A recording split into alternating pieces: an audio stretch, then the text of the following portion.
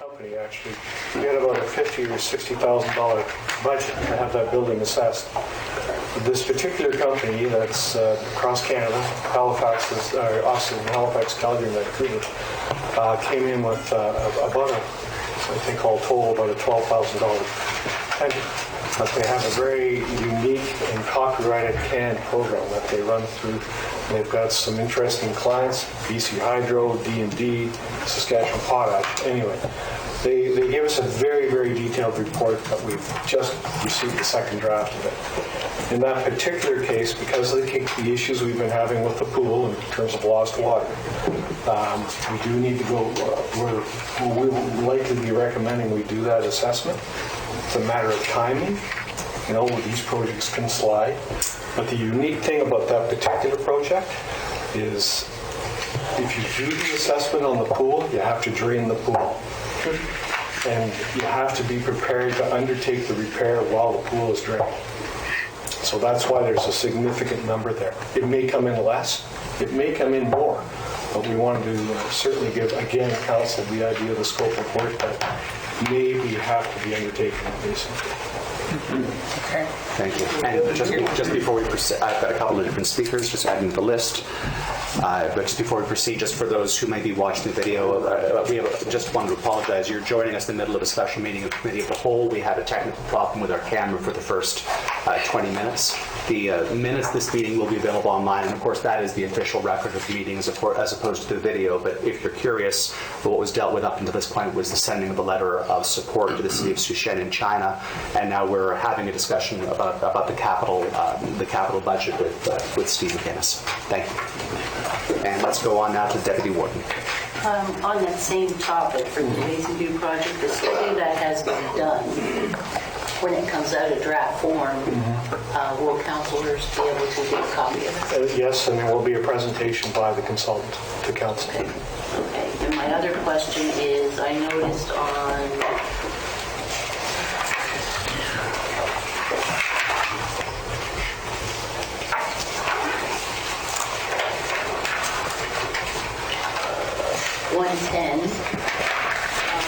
I thought that when we were discussing the Bay Road, that I had asked if there had been put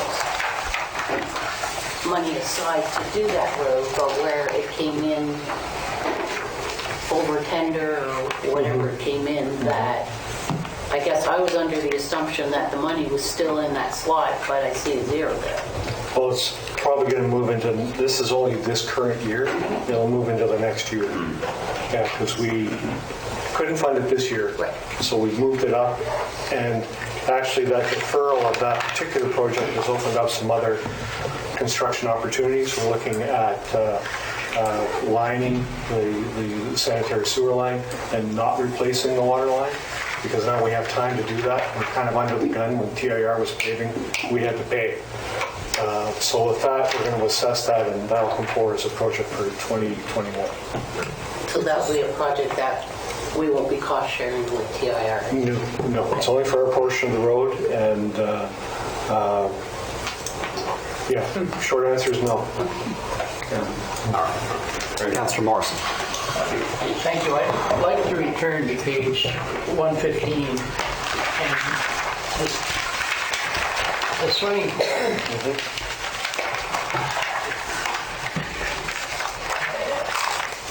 I'm probably unique.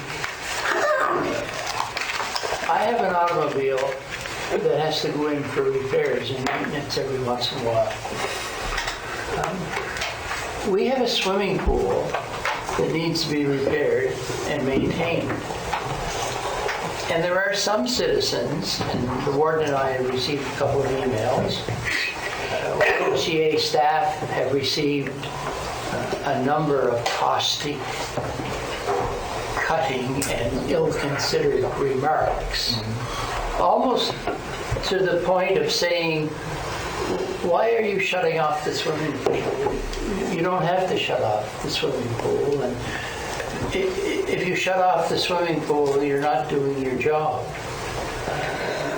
And I would like to to assure all of those people that we are doing our job and we're making sure that that swimming pool is not only safe, but it's efficient. And just as you have to take your automobile into the garage from time to time, we have to look after the swimming pool, and we're doing it in a good way. Thank you. Thank you. Thank you for that, Councillor. Councillor Sheridan. I know Steve had mentioned that there was 50 projects that weren't started. You said you had 82 projects, 30 that started or completed. So Yeah. I guess one of the reasons this was brought forward was to see if we could defer some of those 50 projects. And did you have any input into My advice to council is we'll bring all projects forward. At the staff level, at the executive level, we do have a scoring program that we used several years ago. We would take a run at the executive level. I haven't discussed this with the CIO yet, kind of see what our rankings are, and then bring them to council in terms of what we think the priorities are, and then council will have their kick at. We want to bring you a complete document as opposed to something with here's the other 115 projects. What do you want us to do?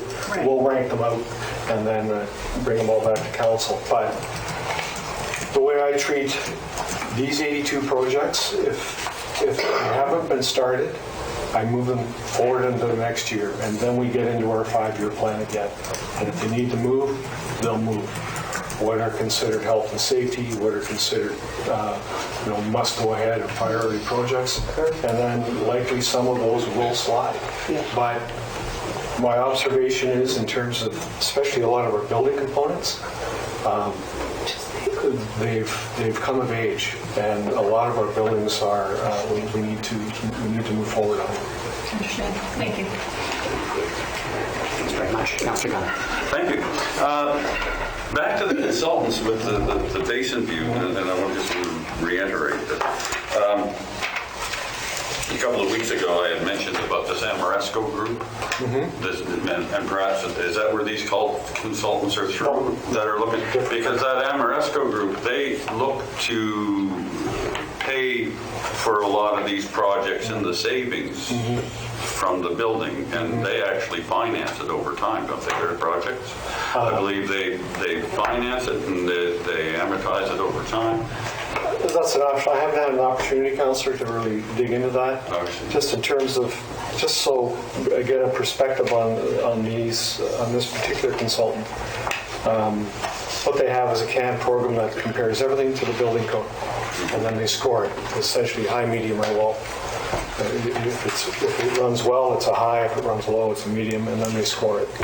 The interesting thing about this company is that's all they do. They don't undertake building repairs. They don't contract out work in terms of, you have to do this, and we're just the guys to do it, type of thing. But they're not in that business. They simply do building assessments. Thank you. Any further folks? Councillor Sheridan.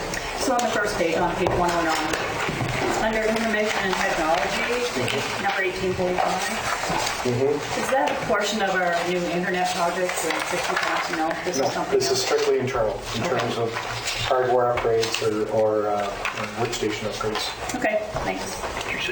What was the number? 1845. 1845. Okay.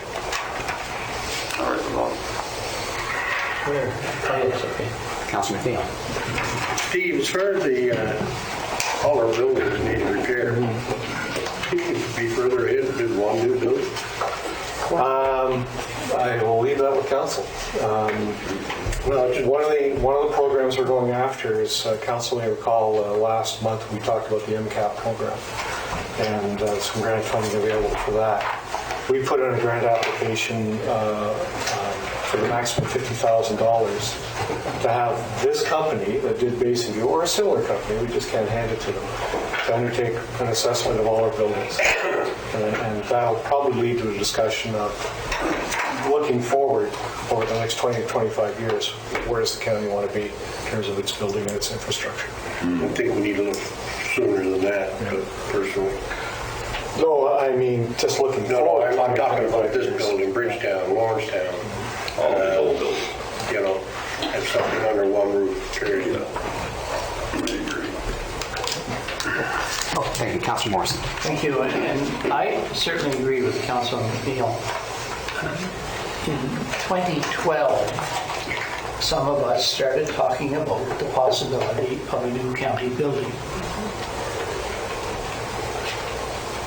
And we haven't furthered that discussion. We don't have a new county building. And one of the reasons why we have not made progress is that we, the 11 of us, probably have not spoken strongly enough. And I really, really believe we should have looked at our infrastructure a long time ago.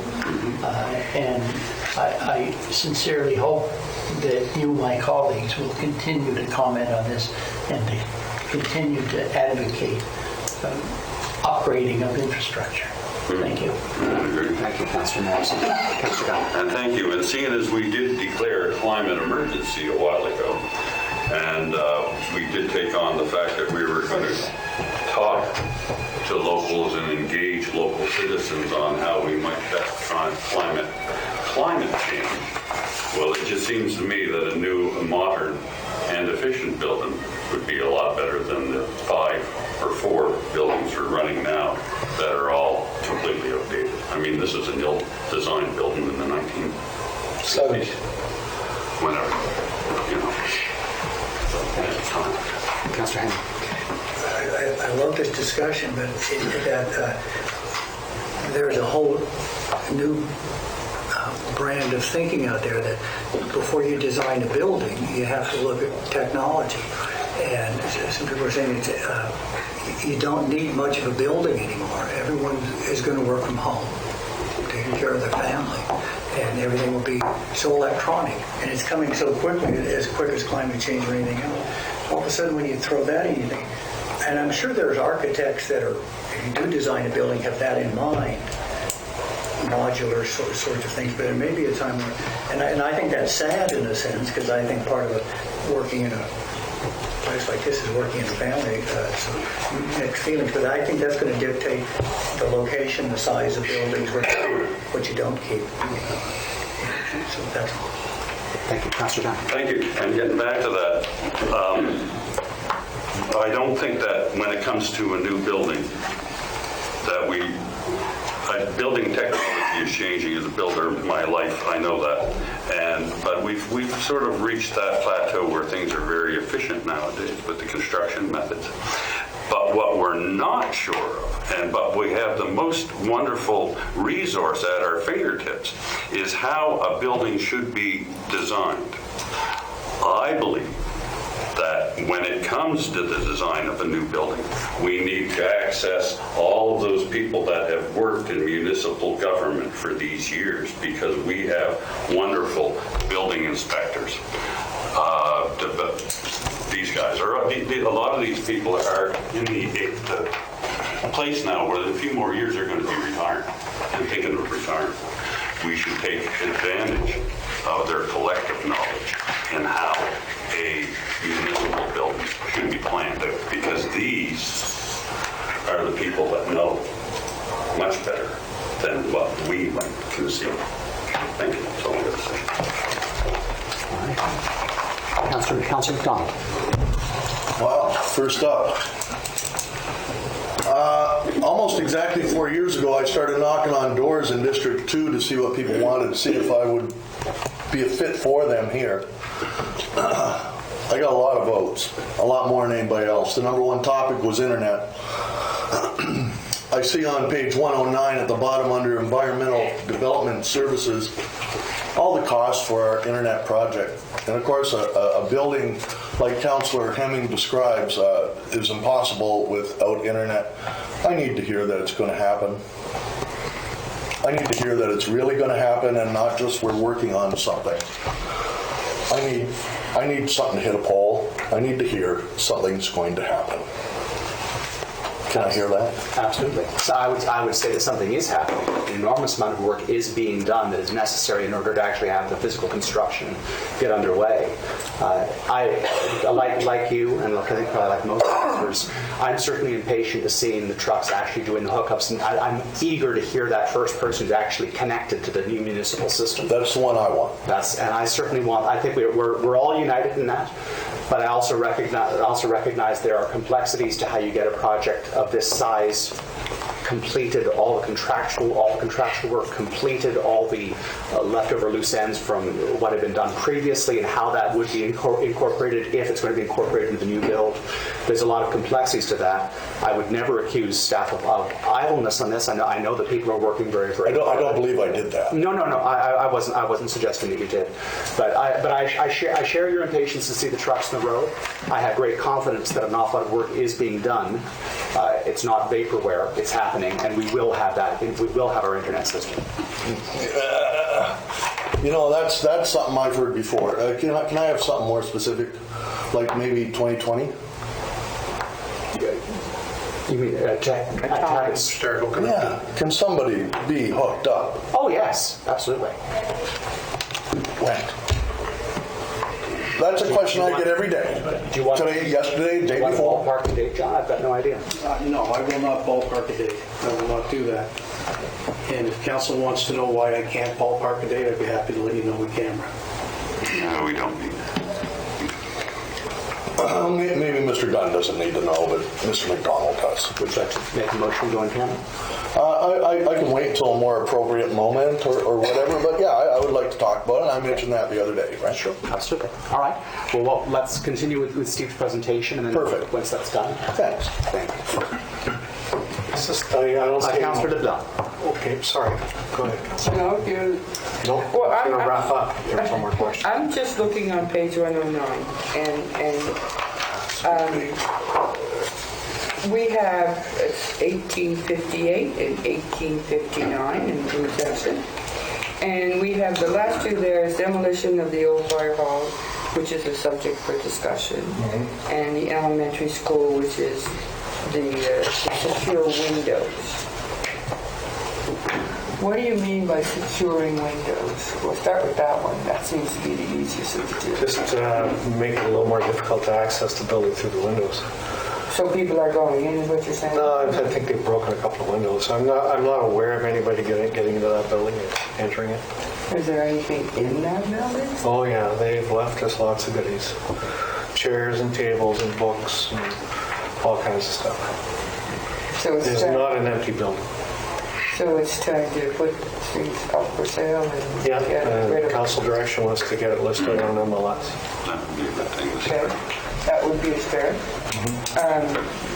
We would need a motion, I guess, for that, wouldn't we? We already have the motion. Oh, I thought so. Okay, so then the demolition of the fire hall. We talked about the fact that it is infested with mold, or just has mold in it, It or? has mold in it. It's the degree of mold means you have to have protective suits and a breathing mask to go in there. We have a quote from a qualified contractor to clean up the materials that are in there, but we'll have to bring a report back to council as noted in the original capital project about what we're going to be doing with that building or the site, as it may be. And my understanding, I wasn't here when the budget was approved, certainly advanced the draft budget before I went off. We put a number in there so that council knew kind of the upper limit of the impact if we had to demolish that building, because it was not salvageable. So what we have now is whatever's inside that building, we have to clean it. up because of, I don't even know what's in there. Well, there's picnic tables, there's community floats, there's some old files, there's some piping, there's some old hydrants, there's some rolling equipment, but it all has to be cleaned. So it's the stuff that we need to keep will be cleaned, is what you're Correct, saying? and the stuff that can be cleaned and we need to keep, we'll keep them clean. The stuff that we don't need or can't clean will be surplused or destroyed.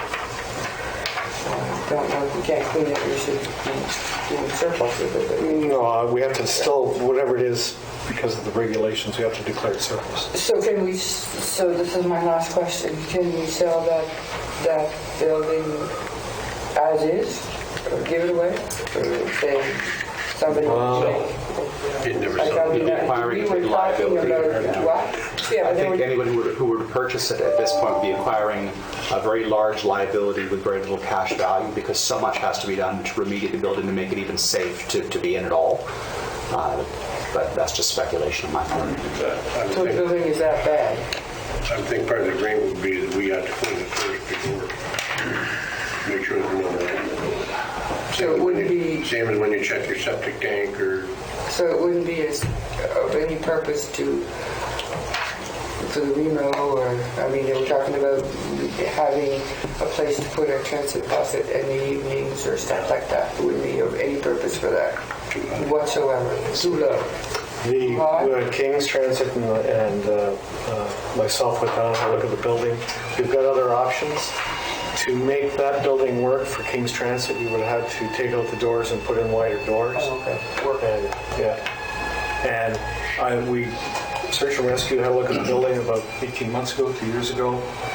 They passed on it. So it's a very old building that has seen better days. The community groups that have items stored in that building, Yeah. are they aware of the condition? I've talked to kind of their lead contact, Steve Steve Clayton. Clayton, and so he's aware of it. And I said, we're going to be, well, we'll be talking about what we can salvage, what we can't. Yeah, of course. All right. Thank you. Councilor Tom?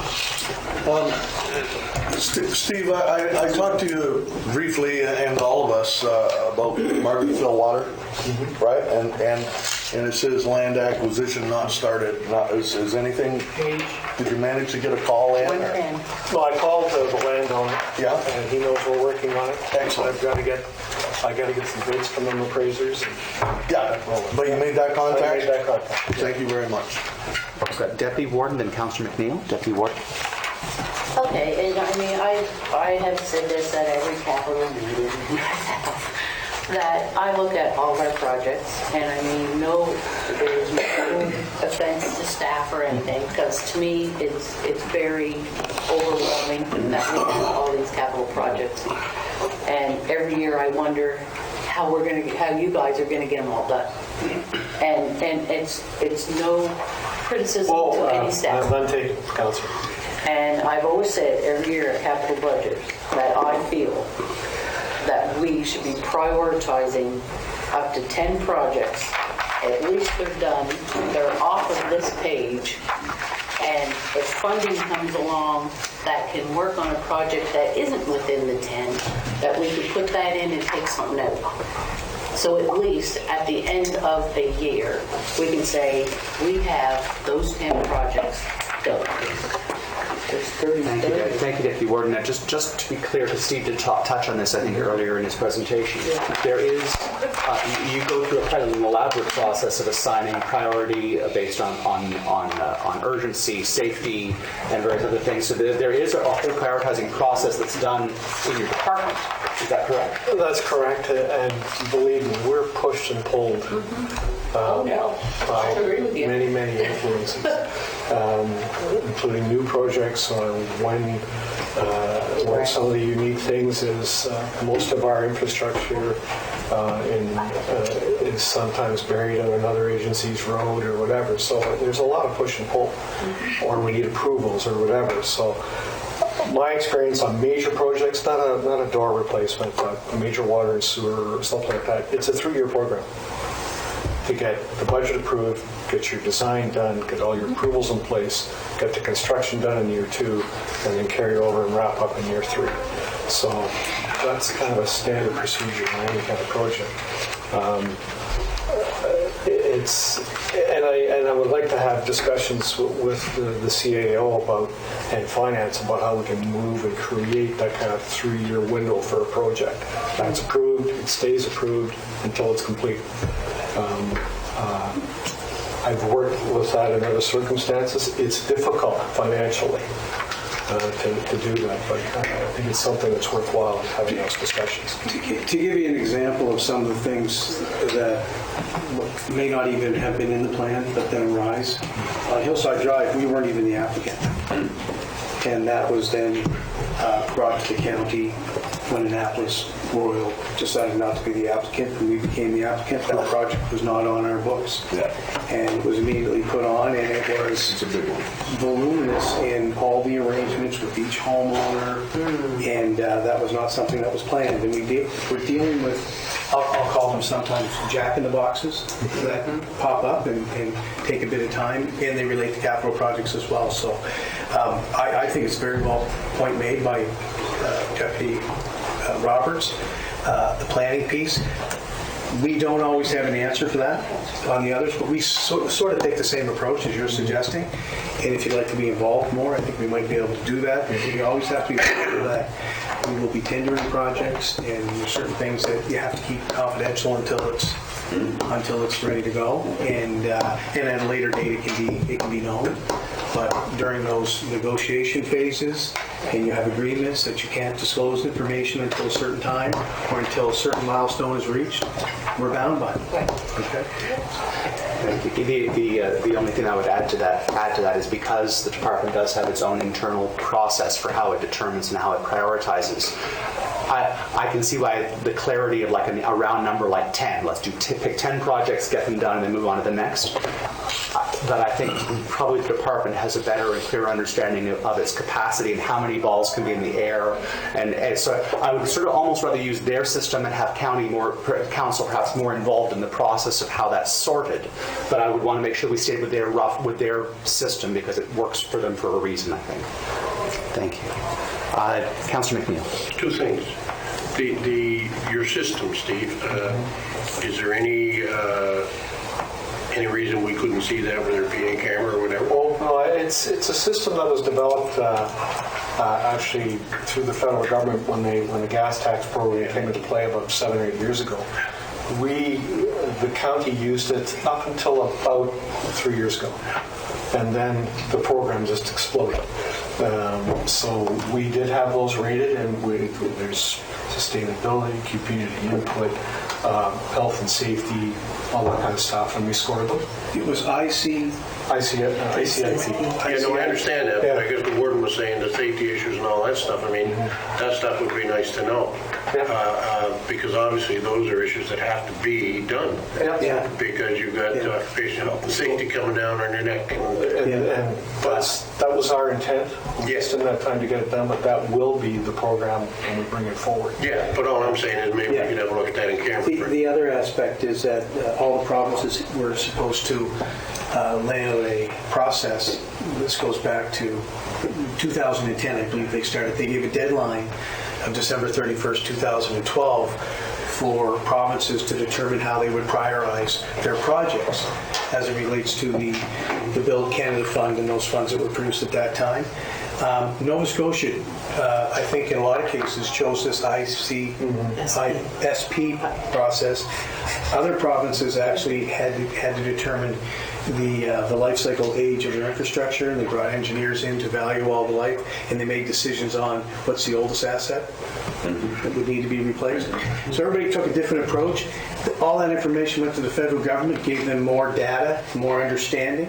So they helped with timelines because they began to see all the obstacles, permitting and right-of-ways and things that municipalities had to go through. They relaxed some of the time. You remember when they were announcing we've moved the date back for the major infrastructure program another 6 months or something of that nature. It started to understand what municipalities were facing. So that's been jigged over the years, and we have now a new one, the Canada Water Wastewater Fund. That's done. That's done, and then now my understanding of the new program, there isn't really an agreement signed between the province and the feds. And it's really, as long as you hit the 10 categories, you submit your application and you see who approves it. It's very nebulous. So in those contribution agreements, we're bound by whatever is agreed upon. So in some cases, the federal government says they have the responsibility for announcing the project, and we're not allowed to announce it. And depending on the agreement, the province may have that arrangement that they will determine the announcement of the project, and we can't say it until it's announced. We're bound by all those agreements. And whenever you're using gas tax, there's a process for that. There's a contribution agreement tied to that. That all has to be followed. So that's why when we're working on major projects and there's not a lot of discussion, a lot of it is related to that.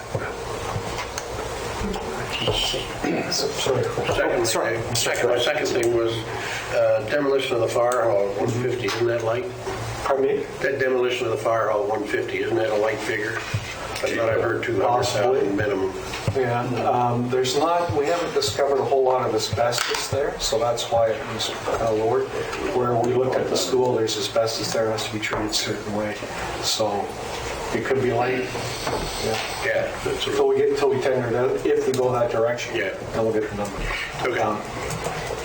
Thank you. Councillor Hammond and Councillor Gunn. Back to the Deputy Warden's question, I'm trying to bundle some of these so we can see some progress in moving them on. On the asset management working group that I'm on, and I referred to that a little last time, there's 10 engineers, a couple policy people, and a couple elected officials. And if I want to have fun, I ask the engineers, when can I take that off the budget? When is that wrapped up and I can start to run it? Because all these templates we're running, all those things never really get off the budget. And they kind of start to squirm. It's funny because when I said, the only way you can really take those sort of assets off a budget is if you sell the asset. And then if you sell it right where it doesn't come back and haunt you somewhat. But everything that you build stays on there at some level, so they never come to completion. Even if you build a new building, you immediately have the category of X. It's depreciated. That's right. Repairs. And it's endless, and it's frustrating, but the same sort of frustration if you have a home. No sooner do you get one thing done and another, it's always a work in progress. But that drives policy people that want to summarize that, and budget people that need some sort of different answer. It's always a work in progress, and it's so Steve, I appreciate what you go through to do this. Councillor Gunn. Thank you. And I certainly appreciate what you go through as well. But now the thing is, with that figure, $150,000, I think that's incredibly heavy, right, to tear that building down, because that building is basically a 40 by 60 or 80 building with nothing in the middle of it, and a cement slab. I think that's an awful lot of money to tear buildings down. But that's just me. I'm cheap. They're all tendered. They're all tendered, Yep. and we go in that direction. Yeah. I'd like to make a couple of comments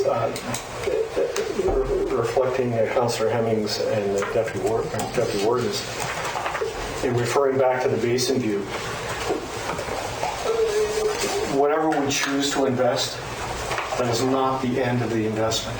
It's a continual investment in our buildings.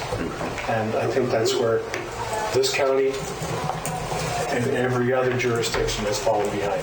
We're not alone. We build them and then that's it, we're done. And that's where the province and the feds are forcing municipal governments to take a stand on that. But that's why we're getting into these programs. That's why this municipality participated in the core group in running the pilot program for the asset management program. So it's a mindset. It's just like health and safety. You build it, you got to maintain it, you got to reinvest in it. The other comment I'd like to make is the other kind of surprises we have is when they announce new funding projects, new funding envelopes. And Canada Water Wastewater was one of them. They just announced the program. It was outside gas tax. Everybody either has a shelf project they want or we get one on the books. That's how we got the Centennial Drive. Centennial Drive. That's how we got the Cornwall's main upgrade, the transmission main. That's how we got the Bear River Sanitary Sewer. They're inside of any known funding program right now. They just announced them, and you got Did you mention the well in Bridgetown? and well, Bridgetown, that's the key one. But you got about 3 months to get them in. Yeah. They were all pulled. So you stop everything else and away you go. The other thing I'd like to suggest, and certainly open for more questions, is when we're go through the executive analysis, that the capital program, as well as many other topics, deserves either its own meeting or its own workshop. Yes. Because you can't do this stuff at the end of the day. No. Our focus as staff is in any of our facilities, if we don't have a capital renewal program in place that's in the budget and something comes up, we will fix it. Okay? And it may not be budgeted. It may be somewhat budgeted in maintenance. We usually come back and we know these things will happen. But for example, if something happened with one of our arenas, the arena in Bridgetown, and it needed something, the goal is to keep that facility in use. So if what you're doing doesn't have that facility used, then we're not doing the right thing. That facility has to be used. And we think about that in our priorities. What's the service we're providing, and are we to get people to use it? And so we'll make decisions. We had did we replace the plant at Bridgetown? That was a funded project. That was a funded project. There was big grant support on that. Yeah. But it was failing. Oh, yeah. Their system was failing. They couldn't find parts for it. And so it came in. It was not something that was planned. It came in and then had to be a part of that program. So our goal is to make sure we provide service. The same thing when something happens at the Basin View pool. If the HVAC system goes down, what happens is that if the humidity in the building goes beyond, I think it's 85%, Steve, the YMCA has a policy that they can't allow people in that type of humidity. So that's a safety issue, and we are having, it's an old HVAC system. It's structurally, it looks fine, but a lot of the mechanical pieces and electronic pieces that run it are outdated. It's very difficult to get parts, and so when something happens, it leads to the facility having to be shut down for those reasons. The same thing recently with a small leak in a pipe that couldn't be found, and when the doors of the panel that operate this piping system close, it pressurizes. And when it pressurizes the pipes, the water comes out more. But then the water was somehow coming back into the electronic panel. So that pressure system had to be there to operate the pool. So we had to shut the pool down because of that leak in the system. And in some cases, it might be a minor issue that you can't find, but you can't operate until you find it. And that's what we've been experiencing. Just small, little, I wouldn't say they're little, they're always a few $1,000s. And last year with the pool and the leakage, we were coinciding some of the problems with the pool with the tremor that we had in Annapolis County at that same time period. The problems with the leaking occurred just shortly after that. So we'd have no evidence of it, but we thought about that. And as everybody knows, we thought it was the drainage that wasn't proper, but it was actually the infill pipes that had the problem. So in testing that, you got to fill the pool, you got to drain the pool. You got to fill the pool, you got to drain the pool. And you also have to paint the pool every 7 years under regulations for safety. So the pool had to be drained, to be painted. And you have superstructure, so you can imagine the static pressure with water in it and then out of it. That can create problems in the superstructure. And you run into that. But you have to go through those processes. And that's basically what's happened in the last couple of years. I'm giving a very brief description here, but... You got to remember, too, the Basin View Center, excluding the pool, was the old mechanics for the military base. It's old. So that building's old. It's old. Yeah. Just an update on the pool. And I'm on camera. It should be up and running today. Noticed you smile when you said that. Before the forecast date. I know, we like to perform. Strap the suit on. Anyway, it's a big program, as Deputy Warden has said, and I think that we really have to, I think that's a great idea, but here's the top 10. If another one comes up, something out of the top 10 falls out, and then we focus on that. But we're always changing horses. There's no way around that. So I'll take my issues to the CAO, and he can bring them to council in terms of how we can manage these programs better and what our priorities are. Councilor LeBlanc?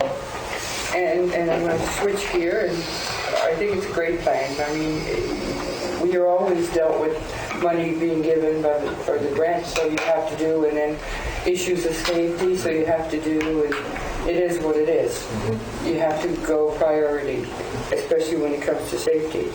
I'm just going to ask you a little question. Mm-hmm. The kennel. Mm-hmm. What? It says kennel reno. 3 o'clock this afternoon, we're meeting with building inspectors for our occupancy permit. Oh, baby. Good. There's still work to be done. You're not It's supposed to the say end of the anything project. after what you said. Stop right there. Stop. That's very close. All right, any further questions for Steve? Thank you, Steve. Steve, thank you very much for your presentation. Thanks for the report. Thank you. All right. We so- didn't nail down where we were going to use any of our leftover gas tax. That was really the purpose of this. We didn't nail that down. What kind of gas tax do we have? Steve? Yes. That's not dedicated. We had, it's not a lot, but we had some just dedicated in case we needed to back up a project. Well, 2021, we're kind of overcommitted, but we know some of the projects from this year are going to slide. Yeah. So I think we have to run those balances again. It's close. We get about an $800,000 contribution every year. Yeah. We had a discussion here about the doubling of the gas tax. That was only a one-time year. Once. So it's we have various funding envelopes, but gas tax is tight.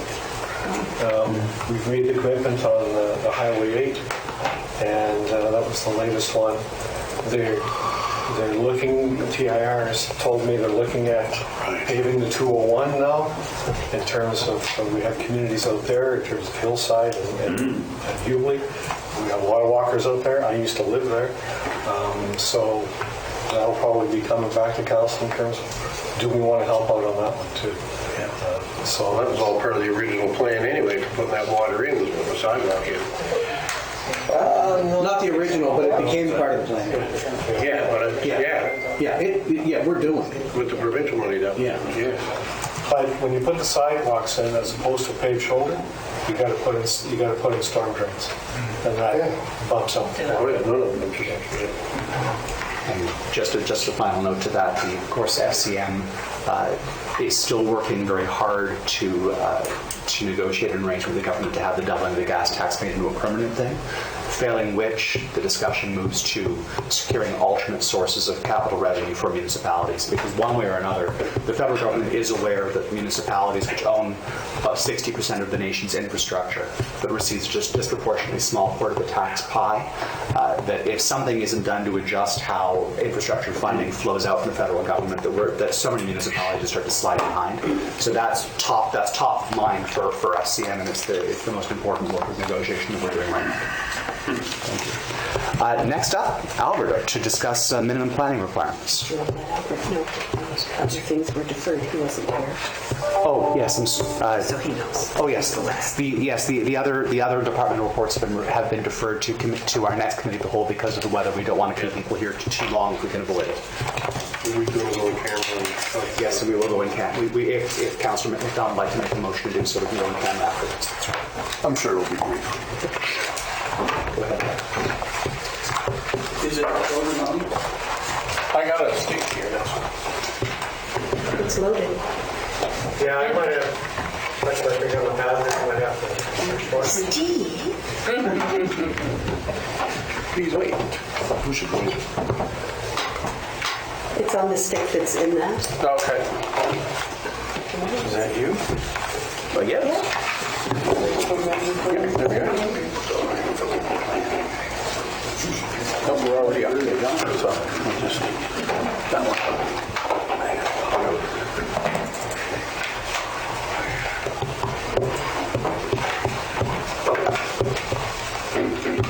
I think it'll be good to go with that. Excellent. Change on that, but it's changing. No, that's perfect. Okay. This will be fun. Just keep you all in the dark about it. Okay, so provincial mandatory planning.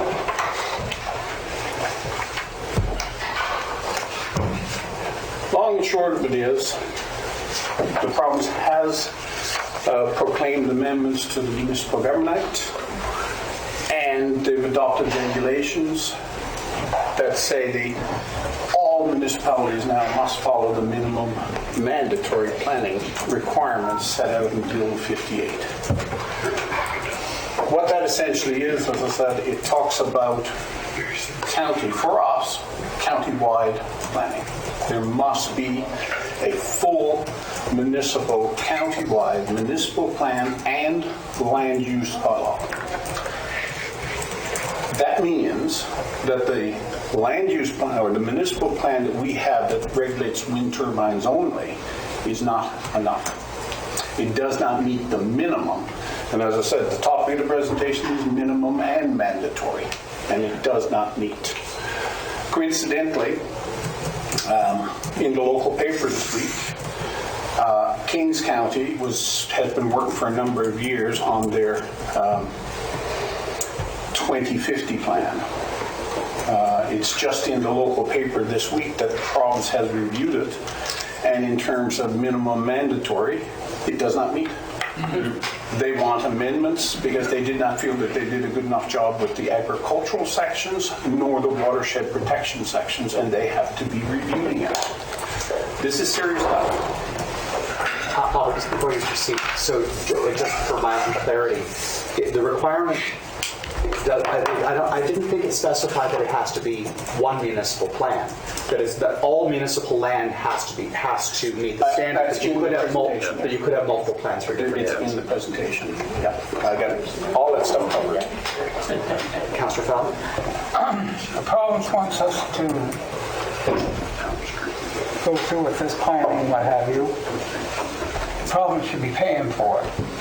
I can't see why municipality should go through and pay for zoning and planning for Annapolis County. I think the province should be paying for it. If I may say, and we don't know if any money is coming forward for this, but we're going to be bound to do the planning. It's extensive, the detail involved and how much involvement you have with the community and all the different consultation sessions and all the different interactions. Plus, when you develop it, then you have to have development officers to manage any of the rules in accordance with zoning and for land use to do that. You're going to get to that. He's going to get to that, and you're going to see if you compare. Well, I'll let you go. So the basic thing about it is the province has sent a letter to the municipalities vis-a-vis the clerk and CAOs. And what they had very expectedly said, and I'm going to just comment, when we first started talking this, the warden and I were at a meeting up in Yarmouth, I think it was, and the province said 10 years. April, when I reported this to you again, I said the province is talking 3 years. The province is now talking less than 2 years. That's what this means. The deadline they expected all of this to be done is December 2022. A couple of new words that we start seeing in the Municipal Government Act. There was a lot of may when it dealt with planning. You can have a plan if you want to, that sort of stuff. Those words are gone. The new words now are ensure, shall, must. Those are ones that require action. They're not permissive. And what it comes back to is the intent is that municipalities must adopt, and for us, a county-wide municipal plan or several MPSs that cover the entirety of the county. So every single piece must have a land use bylaw is what it comes back to being. So we see that in the word ensure popping right up. Every time we talk about what is the purpose of the Municipal Government Act, it's in section 190, which is to start Part 8.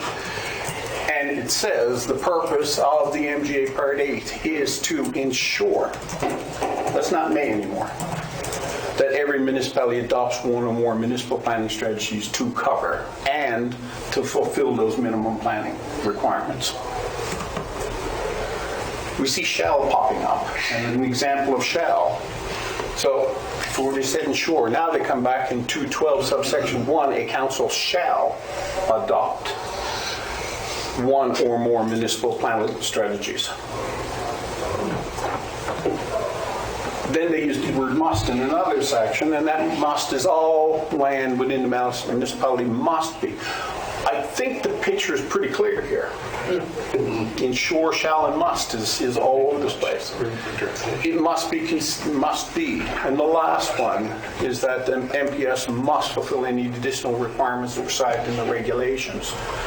I've given you a copy of the MPS or the amendments, and I've given you a copy of the regulations. Thomas, before you proceed, could you comment a little bit on 212.4a, that all amendments to planning strategy must be reasonably consistent with every statement of provincial interest? Absolutely. That seems so broad to me, given how many statements of provincial interest there are, but how does one ensure compliance with that? There are 5 provincial statements of interest. Oh, just with planning. Just with planning. That's right. Yes. One covers housing, which means the municipal plan must allow for a wide variety of planning in appropriate places, everything from affordable housing to, high range, high cost planning, that kind of stuff, right? Another one is infrastructure, that you're planning and thinking about your infrastructure, which essentially are, lack of a better word, pipes in the ground, those kinds of things. Another one is flood risk.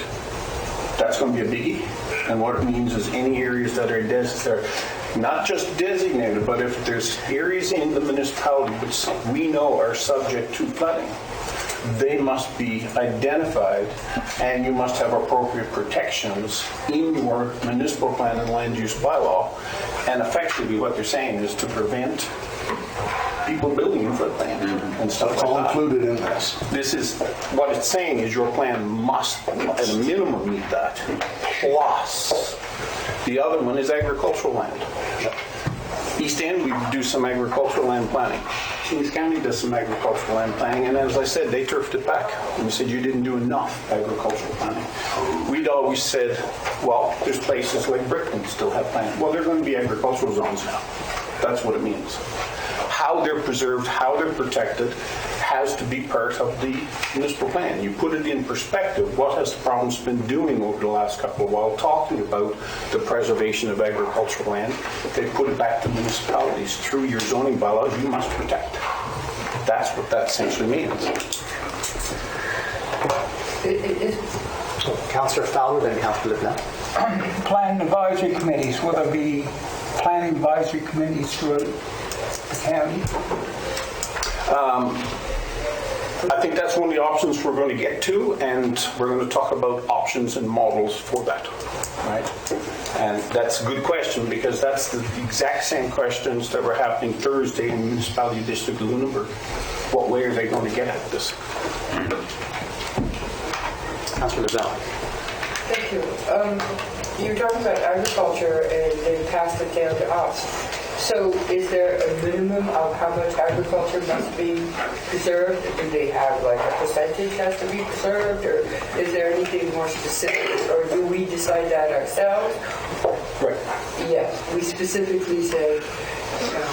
What you get, and I'll go back again, unless you read the provincial statement of interest on agriculture, a lot of those things will be in there. You get some options in there, but the intent is, if it's agricultural land, if we use the Canada Land Inventory we don't have any class 1. If you use class 2, class 3, class 4 as a land base, you got to protect it. Those are sort of the things that it talks about. And my second question was, you talked about where there's flooding. Well, every X amount of years, maybe every 10, 15 years, something that's never flooded floods. So we have to make sure that's considered as well, obviously. That's exactly it. What you have to ensure is that if you're aware of a place that has flooded in the past. So for example, like just a little while ago, we were talking about the 6-meter contour for Shell property. That is a line that was put there for flood. That's why the environmental zone doesn't allow much in the way of developments other than maybe a dock and stuff like that down there. So that's the type of stuff, as I said, you have to protect and you have to bring it in by zoning bylaws. So if you're aware of flood risk areas, they have to be protected by an environmental zone which doesn't allow more development down there. So that's an example. Councillor Gunn? Thank you so much. So this is going to... What about the dike land we have around here, Albert? I mean, if we go down to Granville Beach, well, I lived there for many years, and there was a rock up just across the road, as a matter of fact, in one spot in Granville Beach, and they said that's where the tide used to come to before the dikes. So really, the rule of thumb used to be that we never built anything that was, you know, on, if the dikes weren't there, and it would flood. If the dikes weren't there, you didn't build it. Right. So that's going to be the rule of thumb now, because that's changed through the years, because if we go up between here and Bridgetown on the other side, we have houses that are built right down on the marsh that if the dikes weren't there, those houses would be flooded. Right. So we're going to take that into consideration. Well, there's two parts to that question. Number one is you have to take it into consideration. You may have to prohibit development there if you're aware that there's potential for flooding. Two, we're aware of with climate change that, will those docks or those dikes still stand up? Will they be overtopped? That's the type of level of where you start bringing science into this kind of stuff as well. None of it's easy answers, but the next question, as Councillor Hemming can tell you, is that we are looking at it in Granville Road area. There is dike land that's protected by the marshland. They are protected by a different legislation. Is it wetland legislation? No, it's marshland conservation for agriculture. It's marsh bodies. They are governed by the province. They will have to be put into agricultural zones. So those are the types of things as well that we'd be looking at. So floodland, marshland, dike lands, all of that stuff comes into this. I want to just touch base on that one more time, Albert, because a few years ago I used to be on the marsh body down there, and they came back not that many years ago and said, listen, you're going to have to do something with the marshland here because we're spending millions of dollars to keep these dikes up yearly and one thing and another, and we have all this fallow marshland down there. Something's got to be done about it. So, yeah. That's what's happened down there. Yeah. Marshlands, for example, are addressed to a degree in your municipal climate change action plan as well, and the authorities of them and such like that, and flooding areas and such. And the point I wanted to get there was back to farm resource land and what we charge for farm resource. And a lot of that land, of course, down there in Councillor Hemming's district, is owned by a lad that's, I'm not even sure if he's still on God's good earth, but I mean, he's gone now, but bought it years ago, very cheap, and has sat on it since and done nothing with it. But we've maintained the dikes. So the 25 cents an acre he pays for land, his taxes, hardly covers the amount it costs us to maintain the dikes, and there's no other economic benefit coming. So this will this be something that we'll look into in our planning? I can buy a car, but the price of gas doesn't matter a darn. Okay? That's what that answer has to be for that one. The zoning, municipal plan and zones has nothing to do with tax rates and everything else. The forestry rate, those types of rates, I think they're set by provincial. We don't have choice over it. Right? You can put in a municipal plan as the policy of council to, to encourage the province to change it. But again, I can buy a brand new car. That doesn't mean I'm going to get a break on my gas.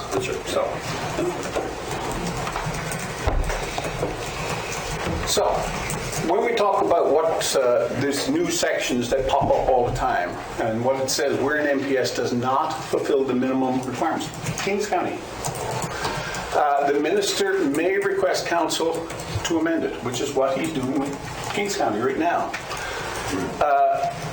To fulfill it or to adopt the new municipal plan that meets those minimum planning requirements. Those minimum planning requirements I've set out in those things, those handouts that I've given you. And 214A subsection is another new one. And what it says, where a council does not comply with that request. Your request is already put out there in December of 2022. The minister may order, may by order establish an interim planning area. Yeah, can I pause you one more question? If that were to happen, in the eventuality of that happening, is the municipality required in that case to pay for that planning process? I got your question answered, and I'll get to two slides or so. So the first thing about it, in that planning area, you have no control. Okay? Right now, as development officer, I issue approvals for subdivision in accordance with your subdivision bylaw. I issue development permits in accordance to the municipal plans and land use bylaws that you have in place. What it's saying there, within the interim planning area, if the minister brings that in, they may regulate or prohibit. And they may say, you're not protecting provincial interests of agriculture, you will not be allowed to subdivide any land. Period. You will not be allowed to issue any development permits contrary to protecting that agricultural land. This is the type of stuff what they're saying. More interim. Comes back to this one. What it says under a new section, 214B, the minister may withhold any grant, okay, or funding otherwise payable to the municipality under an enactment agreement while the order is in effect. That's one thing they do. You're not getting your paycheck while it's going on. To answer the ordinance question, there it is. That's the problem. They can go out and hire a consultant and then say, okay, I'm charging it back to you because I'm going to recover any costs from those municipalities that I had to establish a planning area. And that's what they're saying. From any money otherwise payables. Just because you adopt a plan, if you owe money, they're going to take more grants from you and say, I'm not giving it back to you yet. I got to pay for this work. Councillor Bell. I can see where this is going to cause a tax increase to pay for it. I don't think that the public, I think we should have more public consultation concerning this and be very transparent. Absolutely. Yeah. That's right. Thank you. And to hearken the council's words, that is the cornerstone of all of our planning. Public consultation, period. So, okay, so options. As we identified before, the council may adopt a single issue municipal plan and land use bylaw. A single issue is a zoning bylaw. It only deals with zoning. So when you look back at the stuff I handed out to you, there's minimum mandatory stuff. Mandatory means you got to do it. There's minimum stuff that you have to put in. Then you see a whole bunch of other things like the municipality may include things about social, may include something about climate change, may include. Those are the other broader issues that you may include, but you got to have a zoning bylaw. You've got to protect lands through zoning bylaws. That's what it talks about.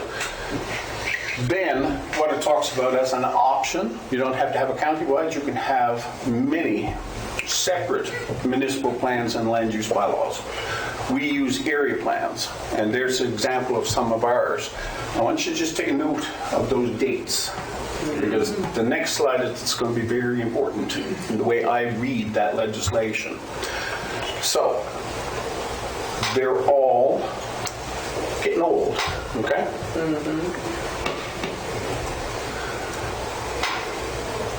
The regulations now, not the act, I'm in the regulations. What it says in municipal plan.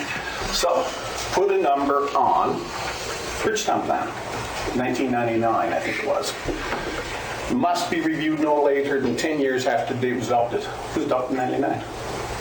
Doesn't meet that 10 years. When it was last reviewed? 99. And what the effective date of these regulations, that came out in December of 19. That means that you have to satisfy where you're using secondary plans, they have to satisfy those timelines. Albert, would you go back one, please? I think I can. Let me just see if I push this button. It must be reviewed no later than 10 years after the date it was adopted. Right. No later than 10 years after the date it was last reviewed. Right. And no later than the effective date of these regulations. Right. What that is giving you rules as to what's there now, and when you adopt the plan, these are the new rules that says no more 5 years. You have to do it in 10 going forward for all your new plans. Right. Thank you. That's what. So these things are not just about what you have to do, but what your new is. I guess is the right way to say it. So all the plans have to be reviewed. Yes. All the plans have to be reviewed with the rest of the county. So that's what it's talking about, except for Cornwallis Park, because Cornwallis Park, being adopted 2012 or 2014, can meet that 10-year test in my mind. But you got 2 years, you got to review that. You got to start it again anyway. You got to start it again anyway. Because it's all in the bars. Yeah, it goes into the hopper. Yeah. So, Albert, ma'am? Councillor Gunn. Just ask one quick question. Who's going to lead us through this? As we go through this planning process that we got to come through, the planning department, your department's going to run us all through this and keep us, letting us know what we have to do. Is that right? This isn't something council itself is going to have to figure out because you're going to have all the recommendations for us. I believe my esteemed colleague Steve had already said, I'll report to John. And that's what he'd said, and that's how it works. So John will run us through. John will, all your direction goes to the CAO, through the office of the CAO. You end up building a document that guides how you do things. Yeah. And the requirements of the consultation, and who you consult with, what you consult about, where you consult, is all laid out. And it's a very, very detailed process. I've only worked on one before, and just the preparation of one was over 2 years preparing. And it involved, you had to have professional planners, and in some cases, engineers, depending on what the circumstance was. And basically, it's a good faith document that guides all your future decisions when it comes to zoning and land use. That's what it becomes. It covers so much. They're thick. They're big documents, and to put that together, you have to demonstrate and record all the meetings, the feedback, interviews. But our guidance will come from the government through Albert's office, through UDOT. Well, council won't have to do it. Go out and council can go to the meetings, but it'll have to be handled by professionals. Mm-hmm. Yeah. But all that direction will come through Albert's office, through UDOT. To you, and I'll be coming to you to ask for the money. Yeah. Right.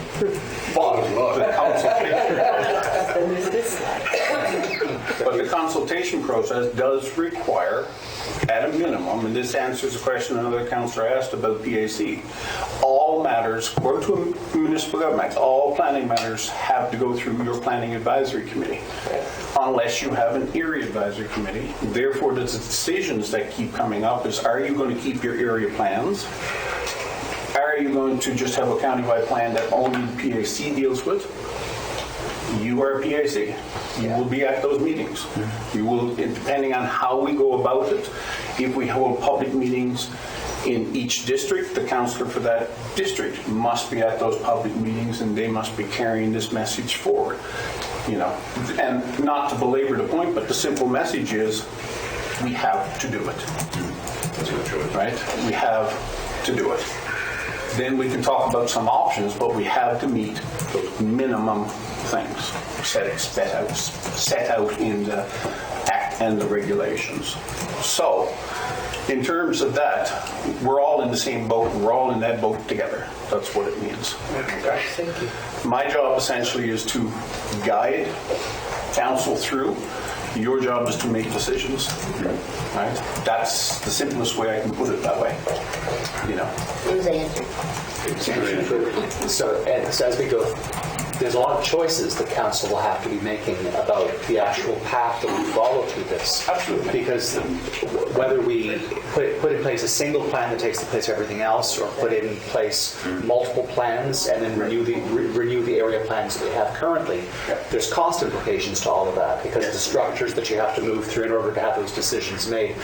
So I'm hoping that when we get to that point, that there are a range of options that we presented to council with some sort of commentary on projections of costs and also projections of effectiveness of those different structures. One of the things we're going to talk about here today is, you know, the basic. You know, I can tell you how much it'll cost you for ads. I'll tell you how much it costs to rent a hall. This is your big ticket items. Yeah. Right? You don't have staff. Yeah. Right? You don't have enough of me. And I'd said that a while ago about cloning. There he is now, my clone, but it's not going to work. There is far too much work in too short space of time. We need to look at additional planners. There must be hires. In the interim, you can look at a consultant to give you some rough ideas of consultants. And this doesn't mean it's guaranteed on anything. The town of Yarmouth was looking at $75,000 for their municipal plan and land use bylaw review. The district of Queens, or region of Queens, I believe that they spent on a consultant $135,000 to do the municipal plan and land use bylaw. Let me think now. There was one other one that was looking at it, and it was in the 100 and some odd range as well if you're using consultants. Consultants are your stopgap. After a plan's adopted, look at how much time we're spending on our amendments lately. You have to have staff for those. You have to have a new full-time development officer because you have the whole countywide plan. You have to issue permits. All that stuff I talked about, development permits and checking zone boundaries and everything else, that's the stuff that's behind the time, behind the scenes. All that has to be done. We don't have staff to do it. To remind you of it, I'm director, I'm your planner, and I'm your development officer. I might lose some weight after this. I'll be happy, but that's about it. Councillor Sheridan, then Councillor Fowler, then Councillor Gunn. So regarding your new hire, is that into our new budget process that's up and coming? We haven't, it'll have to be, we have to show you the pressures, and so we will be putting something in the budget related to this. Now, this has just come out, the details just come out recently, so we're trying to get our head wrapped around it. Best way to describe it is that we know that we have zoning and land use in certain areas, and we get people that will be seeking a change in the land use, or they want it rezoned to something to happen. The more areas that fall into that, the more of that you have, and with the more of that, you get all the extra duties administratively to take care of that. And then with that are all the problems that are with it. And you have to be ready legally and all these other things. It's a big administrative function that continues on. And it filters its way down through. It's not just the planner, it's the DO, it's also the planning technician. And one of the things we have to look at with the planning technician is I talked about flood areas. We talked about LiDAR information. There's maps have to be produced. That's where the planning technician comes into it. There's also stresses on the planning technician right now where, let me think now, what's it called? Asset management. Steve's department was supposed to be looking after the asset management. The asset management requires a GIS, which is a tracking of all municipal sewer, water works and everything else. I'm not sure Steve's department can handle it. We're in discussions right now. Does the planning technician build upon that? That all of a sudden now, with this being added to it on the planning technician, puts a whole new avenue. How does it all get done? And of course, you have to start talking about succession planning, and you have to allow time for training. Succession is me. Right? Councillor Fowler. Yeah, I still believe that it should be up to the province to pay for this. It shouldn't come out of the taxpayer's pocket. And another thing, this was tried back 35, 40 years ago, and zoning was tried, and it just about cleaned every councillor out of their seat. So I just wanted to say that, and why isn't the province paying for it? Is my biggest question, I guess. I don't have an answered answer for you. I do know that in some of the discussions that were held about it, one of the things that was stated by a provincial representative was that some municipalities already have full planning in place, and they managed to afford to pay for those plans on their own. So why would the province help some municipalities but not other municipalities? I don't fully accept that argument as being a valid argument, because any municipal government at any given point is a reflection of the will and intention of its residents. And as Councillor Fowler quite correctly states, a complete system of planning right across this municipality was proposed and promoted by council at one point, and the public made their intentions extremely clear by ensuring that those councillors were no longer on council afterwards. So that the area, the residents themselves didn't want it, and so we're in a position where we have certain zoned areas and we have a lot of catch up to do. And if this was being phased in over a decade, if we had 10 years to implement this, we'd be having a different conversation. But when we're talking about when we talk about a lot of the ways that we interact with our residents with billing for sewer charges and billing for water charges, and how we don't want to shock the system, we never want to shock the system. Well, this is definitely a shock to the municipal system. This is a lot. It happens very, very rapidly, and it will be a shock to our system. And in those circumstances, I don't think it's at all unreasonable to be looking at the province to assist municipalities with handling the shock. I agree. Yeah. Thanks. Councillor Gunn. Thank you. Yeah, and the province, I don't think has as deep a pockets as we would all wish. Yeah. That's the problem. The staff. That's the thing that bothers me is how we're going to end up hiring a couple of more people, and the succession planning. Jeepers, Albert, you're getting I don't like to too much, but I mean you're getting probably close to retirement. You're probably getting close to retirement within. And very close. Very close. And as a matter of fact, I've actually heard that that's even closer than what probably a lot of us think. But outside of that, who's going to follow you up? Have we got somebody? Our succession planning. That's right. And are we on that road yet? Not even close. Okay. Thank you. That's all I need to know. That's why we need new staff. Well, that's why I see four of these guys doing. We need them to help us plan and build it. Oh, yeah. That's the training part. Councillor McDonald. The toughest decision has been made for us. We don't have a choice. That's right. That part's easy, so we don't have to debate that for 6 months. In fact, we don't have 6 months to do anything. We need to get started. But I honestly believe that if we put in, we have a lot of work to do, okay? But if we give it our best shot, I don't think we'll be penalized December 2022, right? I don't think. It's hard to say, but I don't think. But we may have to clean up and tidy up some other things so that we free up some people and some coin. We may have to. We're being told that we will be penalized if we don't do this.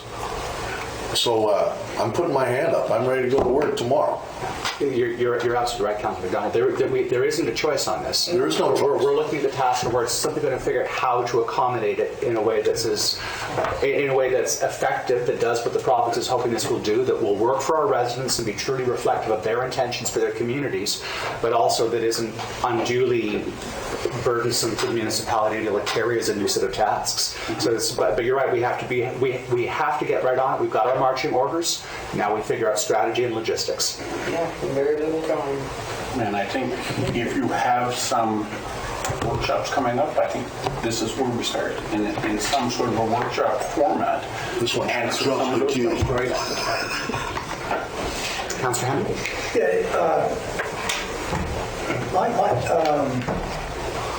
It's interesting that the province is doing this now.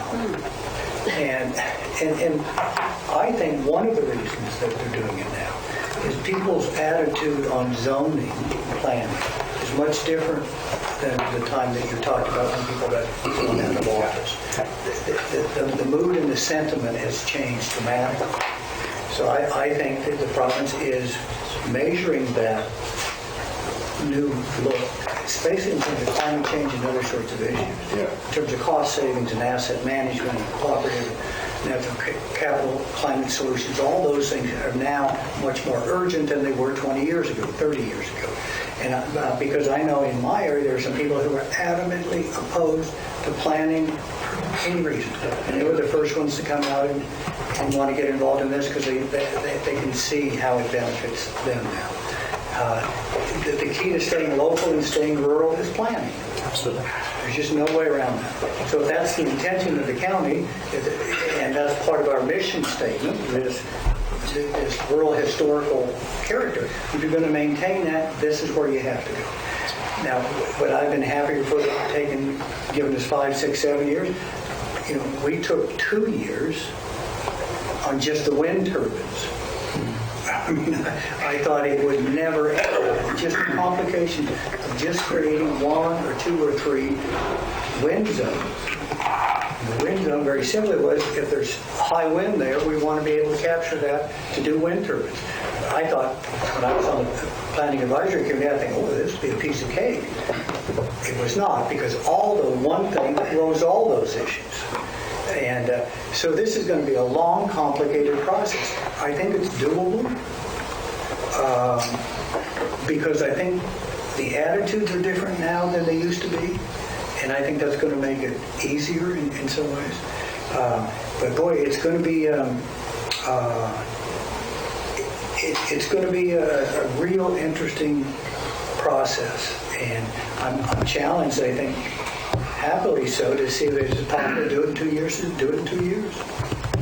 And I've been reading municipal planning strategies as they come in. I just got read through Chester's. Pretty good. Cumberland County has a pretty good. Now, I think those may be redrafted in this, and I know Kings County, some people, because it's going to review, think it's great because they wanted to work in transfer of development rights as a way to preserve agricultural land. So I think there's new stuff going on. So it's a real exciting, educational, futuristic sort of look, and it's exciting. It's expensive, time-consuming, and you're right, it's probably going to take staff. There are great consultants out there that are way ahead of the game that can set some of the parameters. But again, it's like climate change. There's not a lot of budget for it right now. I think that's the issue. So my hat's off to the CAO to bring us through this. That's right. I think that a great deal will depend on council's ambassadorial function, really, in bringing this to our residents, because I think that attitudes have shifted, but there's definitely large pockets within the municipality that are still extremely resistant even to the notion. And I think it's largely because people don't understand planning. I think that when we're finished with this process, we will have a set of plans for the municipality that are more truly reflective of the will and intention and desires of the communities that make up the county. but they have to know that they are permitted to drive the process. It can't be a process that we hand down to them, and we're going to have to enfranchise a lot of people who may be reluctant to be involved in the process, and make sure that they have a say and they have a role in how these things play out. So there's the overall concept. I'm somebody who's very much in favor of planning. I think it's a way that a community structures itself and makes itself safer, and it also lets it be intentional in how it moves through time. However, it's also expensive, and it's also very, very time consuming. So I view it as a positive that has a big price tag attached to it, and especially in a condensed space of time, I think that price tag can be pretty significant. Definitely. There's a lot of emotion around it as well. Yeah, yes. Deputy Warden. And so, hypothetically, we start this process tomorrow. It's going to take, I'm thinking, several years, not just one. So in the midst of all of this, we have an election coming.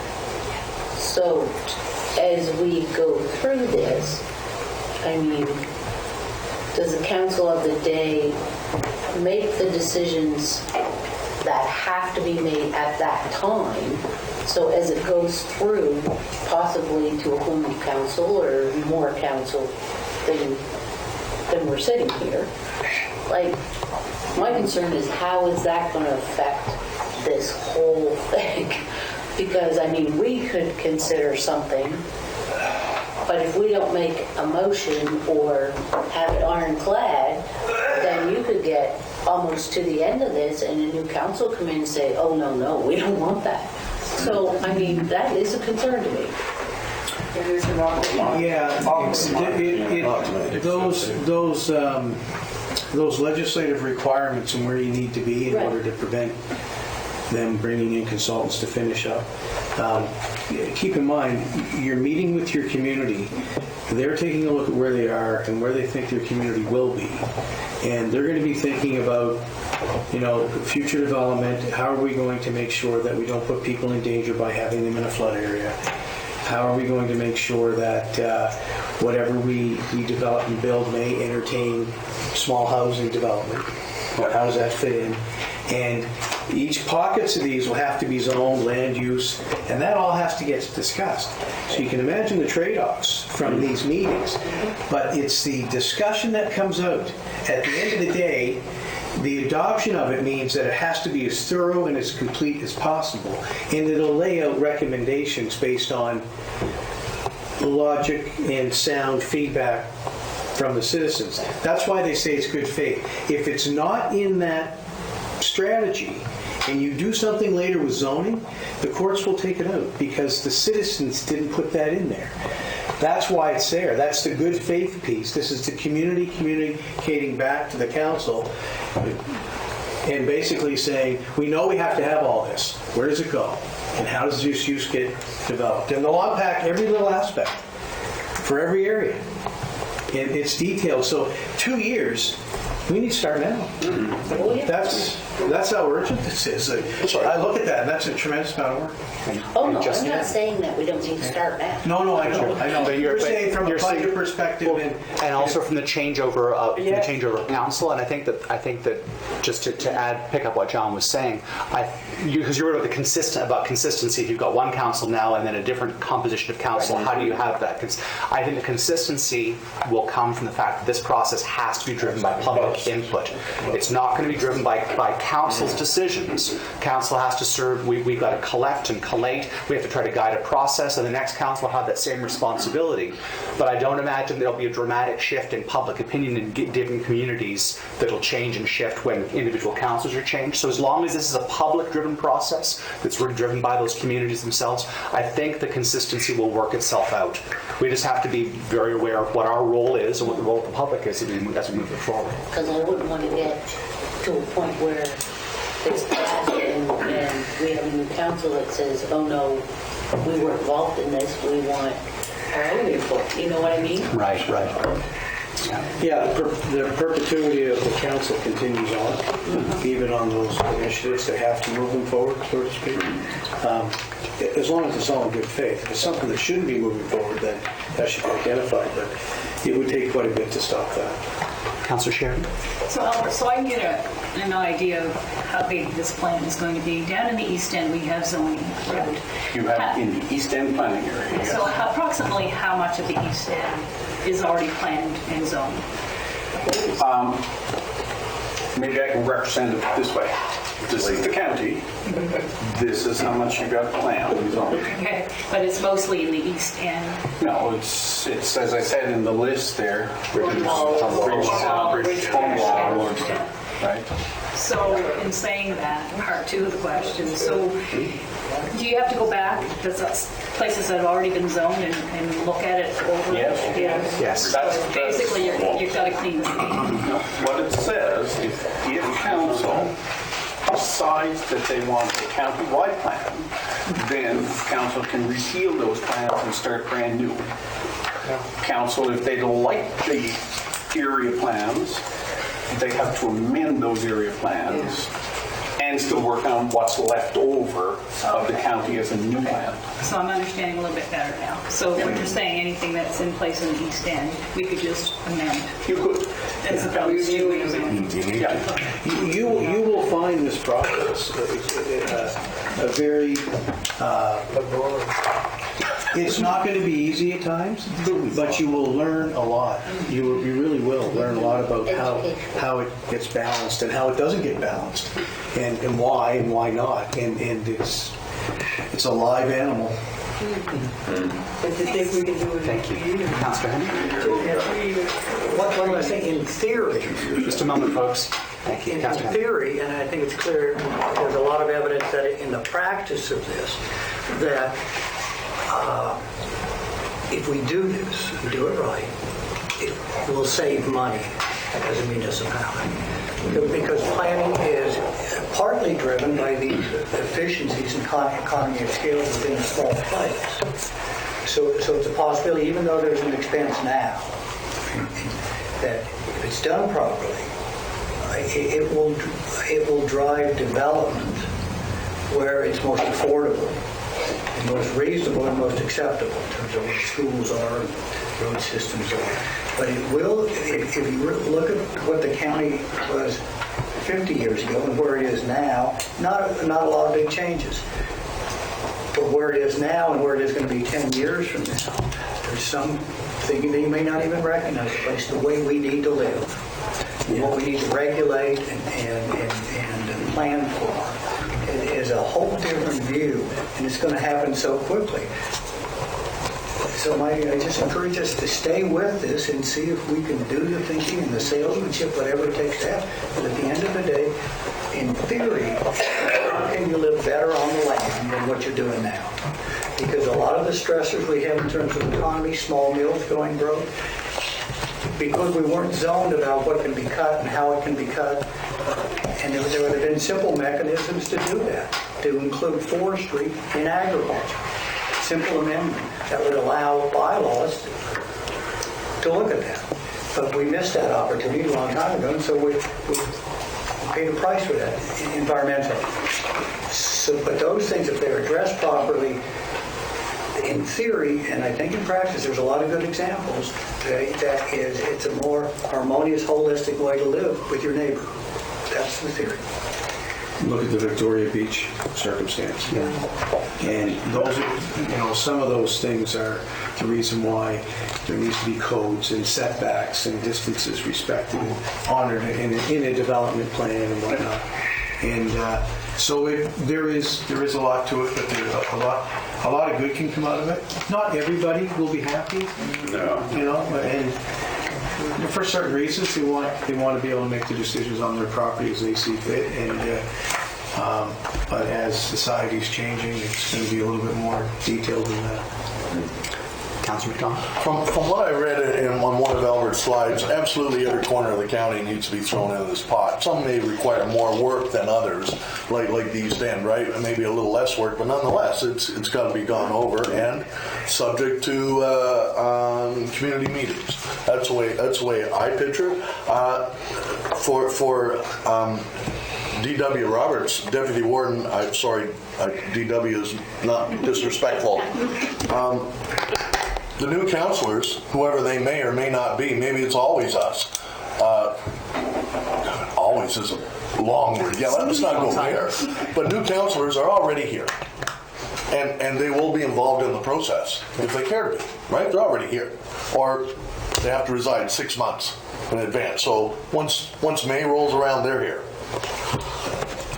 And as for zoning and land use planning, it is always fluid. We always have one on the go, if not 2 or 3, right? And maybe we have a couple months where we aren't having meetings about rezoning or changing a community plan, but it's a fluid thing. And that's why I think as long as we do our best, our parents, the province of Nova Scotia, will say they've done a really good job, and our argument can be that this is a fluid document, and it always will be. And I feel confident we can get a lot of this done and unscathed. Fair enough, thank you. Councillor Fowler. Well, back to the usual things is people like to be able to do on their own land what they can do. I have a friend from Sackville who's in the zoned area, and he wanted to put a small shop up, not a commercial shop, just a shop. Workshop. He wanted it 24 by 36. And after 6 months through the committee or whatever, land advisory committee, come back, he could only end up being able to have his garage 24 by 24. No real reason on why.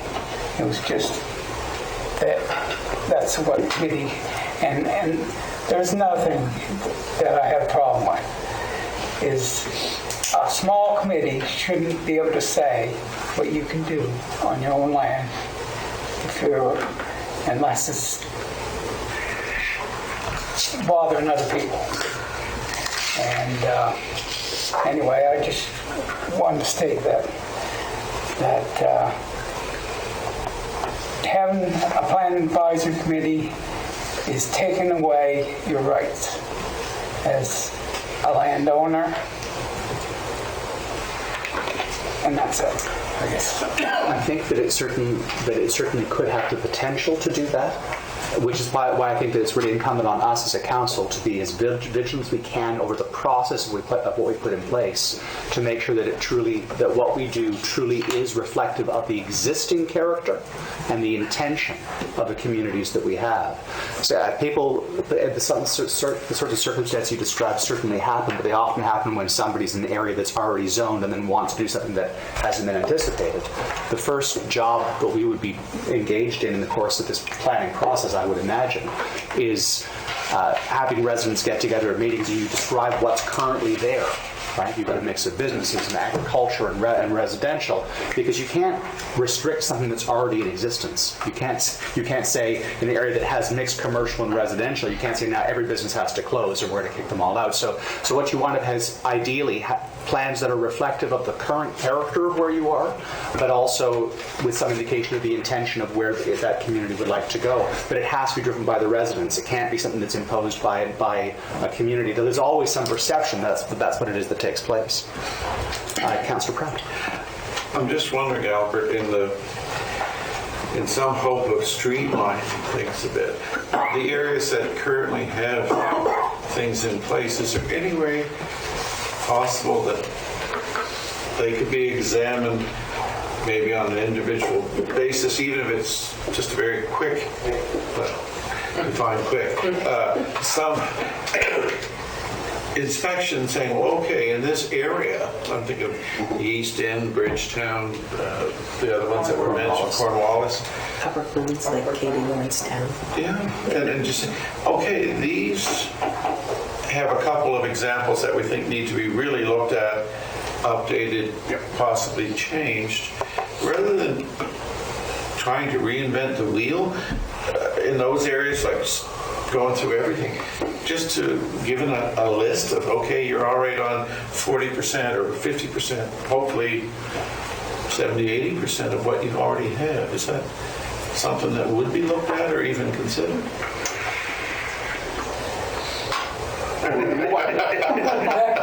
But the answer is, it's always easier to review a document that already exists because people know what's in there, they know what it says. So in a case like that, if council at the workshop decides that they want to keep the area plans in place, and I said I'm not presupposing that you do or not, that's what we'll talk about later, then because you have an existing plan already in place, it's an easier process to go out to the communities and say, okay, we have to do this review.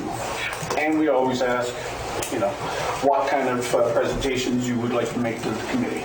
That's what we always do with every other one.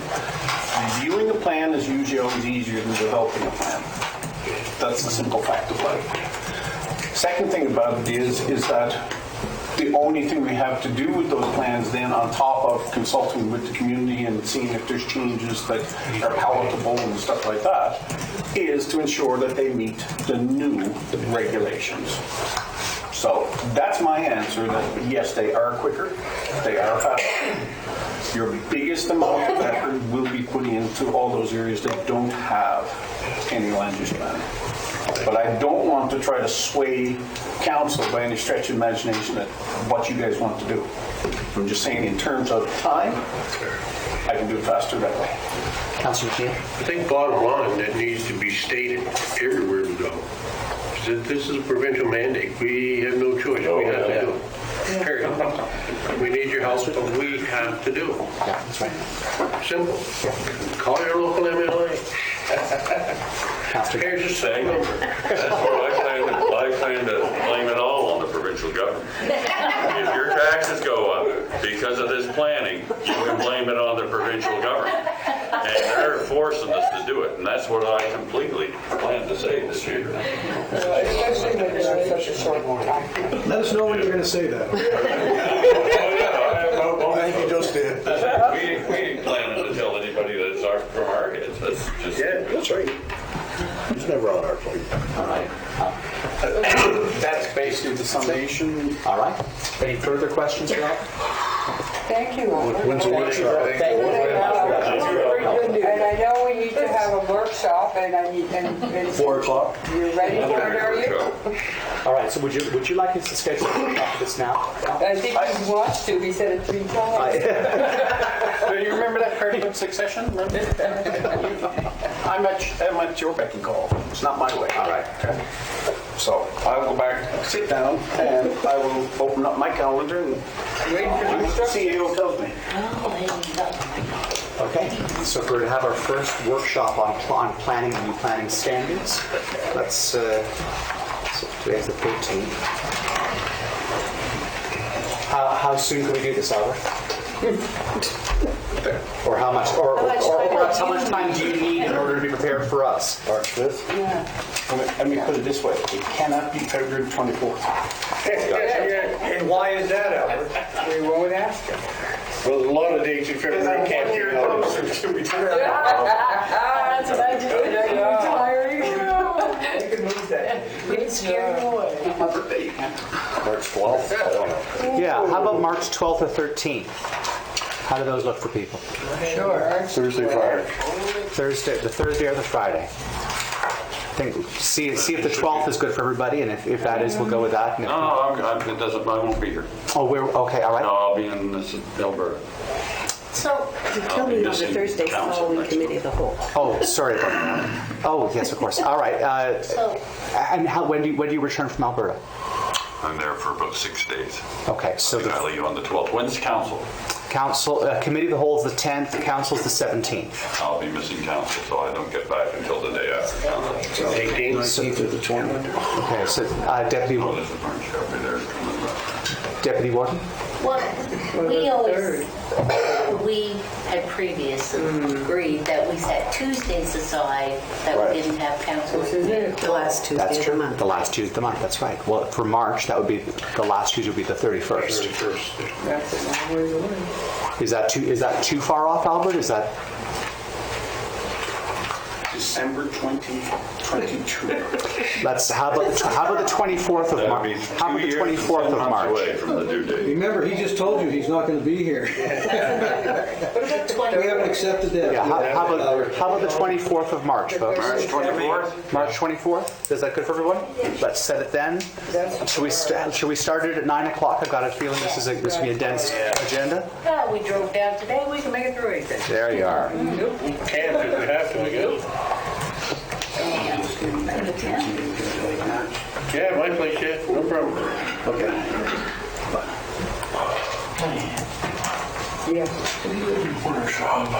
So that's the same week. You've got your other double workshop on the Thursday that week. Okay, fair enough. It'll be a workshop week. Did you say 9 a.m.? 9 a.m., that's right. All right. I have question marks. Okay, so what do we have left? March 24th. Oh, yeah, in camera, that's right. Councillor McDonald, would you like to make the motion that you're proposing for to go in camera? I'm thinking it's going to be very brief, so I would like to make that motion. Okay, and that'd be under the MGA section 22.2. It's contractual, so that's E. Yes, that would work. Thank you. All right. Moved by Councillor McDonald, seconded by Councillor Fowler. Discussion on the motion. All in favor of the motion signify by saying aye. Aye. Opposed? Motion's carried. Thank you. So I would like to welcome you back to the open portion of our special meeting committee of the whole. We have concluded our business. I'll ask for a motion to adjourn. So moved. Moved by Councillor McNeil and seconded by Councillor Sheridan. All in favor signify by saying aye. Aye. Opposed? Motion's carried. Safe drive.